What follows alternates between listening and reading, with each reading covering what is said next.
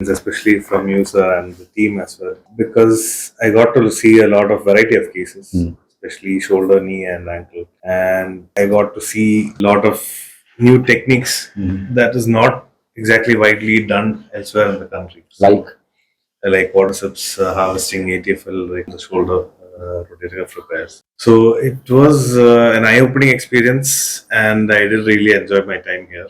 Basically, you have seen something which is not done in elsewhere in the country, like quadriceps graft, quadriceps harvest, internal base, quad pro. And have you seen the difference between these two, the hamstring, ACL, and quadriceps? Do you feel this because you are here seeing a lot of other patients also from the 5 months to 6 months?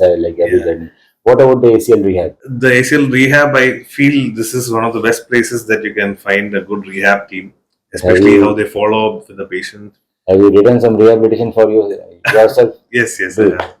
Just write down a simple rehab protocol with them so that you can able to help.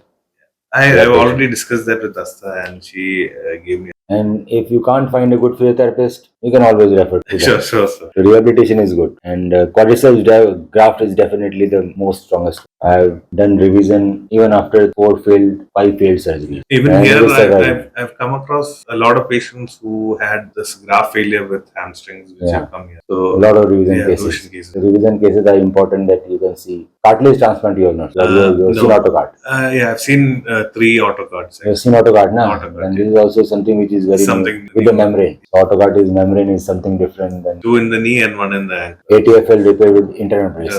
IB is together. Best of luck. Thank you so much.